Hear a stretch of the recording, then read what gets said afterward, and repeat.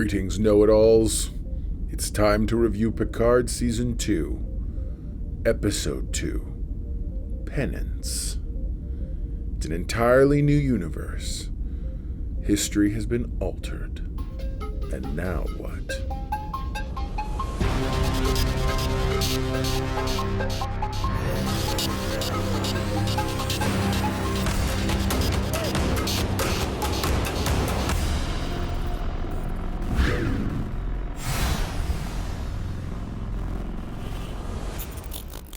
Well, Picard finds himself transported to an alternate timeline in the year 2400, where he must face one last trial orchestrated by his longtime nemesis, Q.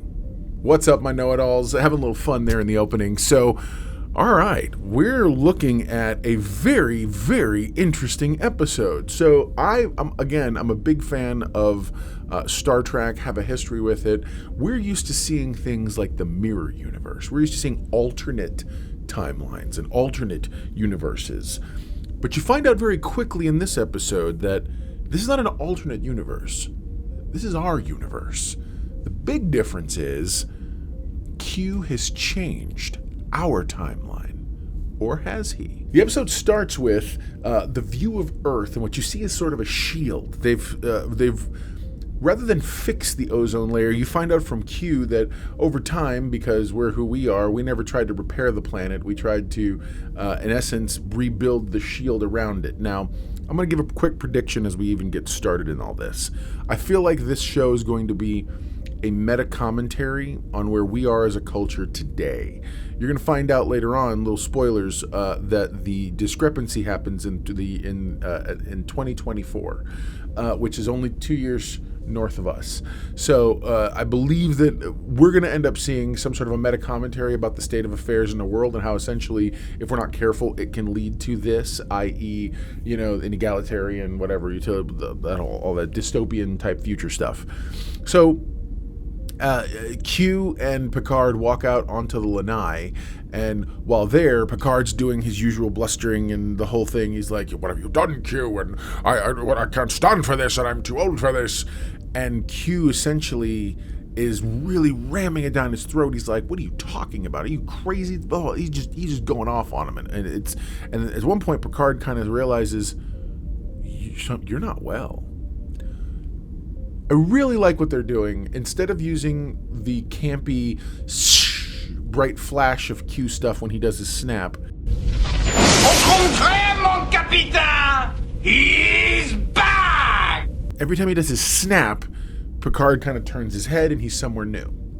And so it's a great approach at an old effect, meaning we know that Q does things, and rather than trying to make them look all fantastic and big, shiny, bright, what you get is it's just is. Reality just is as he does certain things. So he moves them over to the vineyard side, and then he eventually brings them into the house where Picard has Romulan slaves.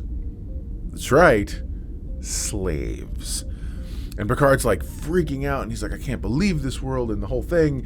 And then Q brings him into the trophy room. And in the trophy room, he gets to see this. He sees the skull of a Ferengi, the skull of a Borg. I kind of think that might actually be the skull of Hugh, just based on the eye socket setup. I'm hoping not, but it totally could be. It's a morbid scene, and it's a scene that's really just wow. It's rough for Star Trek.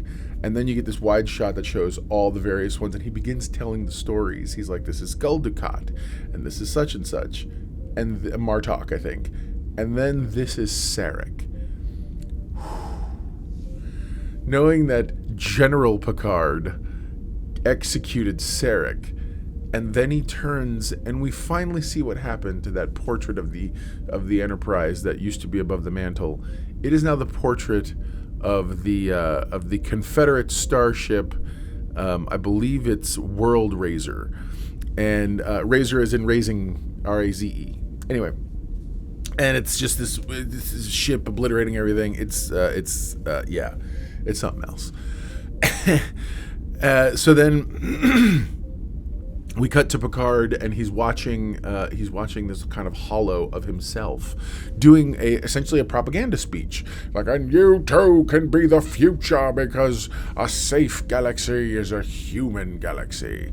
A lot of that xenophobic type stuff that we definitely don't normally see in Star Trek, and it hurts him. It hurts him, and Picard. And to be honest, it's rough to see. We get Harvey coming back, because Q wasn't there, obviously, and Harvey's kind of walking him through stuff. And then Harvey's like, today's Eradication Day, and you have an appointment at the president. So then we cut to San Francisco, which clearly is still the capital of some sort. And again, you can see the shield over in the atmosphere, and we see Jerry Ryan for the first time. We see Seven, who's not Seven anymore. She's President Hansen. She's the president of the Confederacy, and she's married to this guy. I don't know who this yahoo is. Even it's funny. Even their like Photoshop pictures don't look that good. Well, whatever. But she's walks from one place to another to her office, as it were, and she's looking over the briefings at the Vulcan front. And she happens to come across one of the war people who is part of the war effort is Colonel Cristobal Rios. And so she insists she wants something. She's like, I want to talk to someone in the front line. I want real actionable intel. I want to talk to this. Who is he? And so she's like, oh, Colonel Rios. Let's get him. And so then you get to a really cool shot of the ship, and the ship is doing some things, and he just kind of shows up, and he's like, what's going on? And he's having to like play it off. Everyone's having to play it off. Q moved everyone Picard would need, because he insists in the beginning, he says, I'm not going to make you do this alone. And so so Rios has to figure out really quickly what's going on. Eventually he gets the private communication from President Hansen, and then he has to literally, he's like, all right, I'm heading back on your authority. We then cut to Okinawa, Japan, and at Okinawa, Japan, suddenly there's an explosion. And you see Elnor wake up, and he's with a Romulan girl, and who apparently is someone important, and you find out that this is and they call them Insurgents, and it's sort of a terrorist attack, but they're really rebels, and they're fighting against the whole thing. And ultimately, there's different explosions, one for each of the various species that they've conquered. But so then Confederate security comes rushing from all sides, and Elnor puts his hands up, and you see this hooded figure who they all respond to as the chief, who opens fire on all the security officers, taking them all out. It's Raffi. And Raffi and Elnor, they hug, and she's very much like, she's taken to him very much and protective, like a son. And so she takes him prisoner, because other guards show up, other security, Confederate security show up. She takes him prisoner and is like, hey, we're going to go, and we're going to do a thing. You got to come with me. So she pulls a gun to his head. We then cut to Agnes waking up. Allison Pill she's a gift. She's an absolute treasure in this episode. She's absolutely awesome. And when she wakes up, there's an AI cat on a screen voiced, I think it's Oswald Patton. I'm pretty sure it's Oswald Patton who's playing the voice of that cat. Anyway. And so she wakes up. She really quickly is trying to kind of figure out what's going on, what's been happening. And the cat is a deadpan. I love it. And so then all of a sudden the president walks in, and she's got to just bounce, and she calls her Seven, and her husband, who I guess is Secretary of State or whatever he is like, why'd you call her Seven? And she's like, it's an old college drinking name. Sorry. And it's brilliant. And so then they go to see the species that's on in stasis, getting ready for Eradication Day. Eradication Day is the day that humans eradicate the last surviving member of a race or species that opposed them, that resisted them. And so when the thing opens up, here it is. It's Anne Hershing playing the Borg Queen. And it's just her upper half. She's missing her legs, so she's just this thing. But apparently in this universe, the entire collective has been eradicated. Of course, it was Picard who led the army the war effort that did that. And but so Seven and her come face to face, and she's very much, and she uses Seven's original name, Junction Matrix, blah, blah, blah, whoever person thing. And she begins to kind of act like she's like, something's wrong. And then she says, time has broken. And you understand for the very first time, you understand before Jerry Ryan says it, before Seven says it, that the Borg Queen, she has a connection to space-time. Specifically, the Borg Queen has the ability to tell, and I guess she kind of feels along the edges of parallel universes and stuff, and they kind of across space and time, because of their knowledge of how to warp space and time, they have the ability to kind of connect a little bit. So it's all, I mean, it gives you kind of a picture that the Borg Collective and the Queen's setup, the more powerful they become, powerful meaning worlds they assimilate, across universes, they're interconnected. It reminds me a little bit, if you're into comic books, of how in recent years Marvel has established, and I think they just did it in the Venom movie, that the symbiotes are part of an interdimensional multi-universe connectivity set, so that they know what each other knows. And so that's sort of the setup here. All the Borg Queens across space and time and the multiverse, if you will, parallel universes and all that, are interconnected or can connect rudimentarily. Anyway, really fascinating stuff. I really hope we get some cool novels. I'm really excited about the possibility of getting back into Star Trek novels, because Star Trek novels used to be a big thing for me. And I think with this resurgence, you're going to start seeing more of those. I'm also going to be doing some comic book stories about those soon. Anyway, so we get back to they have to go they have to kind of get everything ready, and Picard he's arrived, and he sees Raffi and Elnor reporting to security, and security's like, well, who do you think you are? Why do you want this? He's like, I'm on someone. He's like, who's giving you the authority? And Picard's like, I have.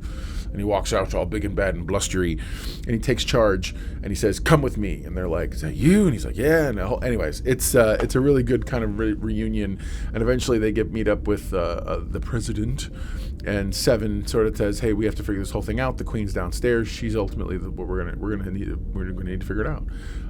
Rios is there as well. He's arrived at Earth, and he's in orbit. They go down, and that's where the Borg Queen talks to them and establishes that she knows exactly where the problem is. The problem takes place 2024 in Los Angeles. Why? Because everything in Star Trek takes place in Los Angeles.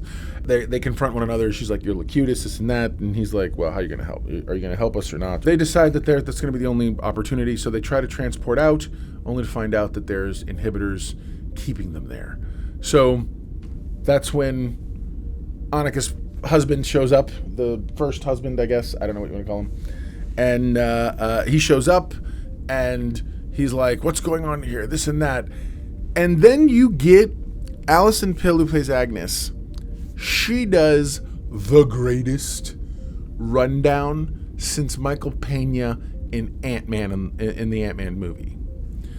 And she essentially she puts all the disconnected pieces of the stories that they've all been telling together brilliantly, and with as much idiosyncratic nuance as you can. And I could watch her rattle off that story a dozen times. It's brilliant, and I absolutely am here for it.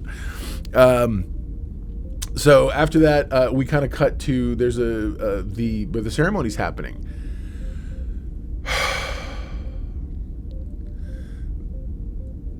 The ceremony is really, it is not far-fetched to believe we could see something like this in terms of it's a spectacle. It almost reminds me of the trial that happened that Q had, and it's very reminiscent of that. If there are story beats, I feel like they must have borrowed this, but it's literally just people jeering at a what do you call it? When someone's killed. Yeah, I don't want to say assassination, but it's because it's not assassination. When someone is being executed.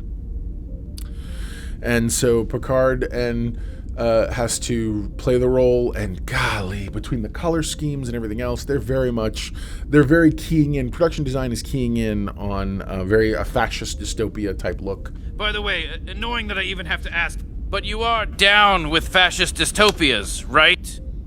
And And sure enough, the Jerry Ryan as the president gives her speech, the one we saw her planning earlier in the episode, and they bring up the Borg Queen, and Picard has to flourish, and they're all stalling. While Agnes gets the comm badges working, and then Raffi shows up with Elnor down at security, and they have to essentially figure things out. She brings the shield down, and then she's like, yeah, no, you take them out. And so Elnor has to fight, and he fights them pretty handedly, taking them out and whatnot. Finally, they get, just as things are about to get really bad, they get the transporter working, and poof, everyone is transported up. And that's when Agnes is plugging in the Borg Queen to the ship, and they're about to leave. And then all of a sudden, presidential countermandate, because apparently the first man was also the vice president. Must have been, because now he's the president of the president.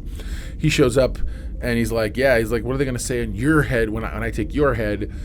General Picard or Jean-Luc Picard, traitor, found helping the Borg. It's it's good. I see where they're going. And of course, the cliffhanger ends. We're getting a Q story that is going to be fully realized. Now, I've read a bunch of the Peter David Q novels and some stuff and like that in the past, and this really is a brilliant take and a wonderful look at Q. They've intimated several things, and so I'm really looking forward to see how all these plot threads come together. As an episode, I say this has a lot of moving parts. I really enjoyed this episode. I think that there are a few, I don't want to say plot holes, but overall, I liked the episode. I like what the episode was doing, and I think it's establishing some things. So here's kind of hoping that things are going to be paying off. So we'll see where that goes next episode. All right, well, there you go. Now you know. And if knowing is half the battle, you're halfway to being a know-it-all yourself. The final know-it-all index for this episode, 8.5 out of 10. That's right, 8.5 out of 10. I didn't like it as much as the premiere episode, but I did like it a lot. And I really feel like they're setting the stage for some things. And I look forward to seeing sort of the other players and the other characters. I know Brent Spiner's supposed to be back as another Sung in some sort in the past. We will eventually get Issa Brioni, who plays Soji. And again, I'm very much liking the cast and the crew. And I did just see on social media where Jerry Ryan said they wrapped on season 3. So I'm like, oh my goodness, the finale of the entire thing, because it's only going to be 3 seasons long. But God bless them. They're doing wonderful work. Yeah, man, hit me up in the comments section. I'd love to know your take on it. And of course, like, subscribe, and click the little bell icon to be notified when more content drops. And I look forward to communicating more things with you. Don't forget, everyone loves to know it all. See you next week.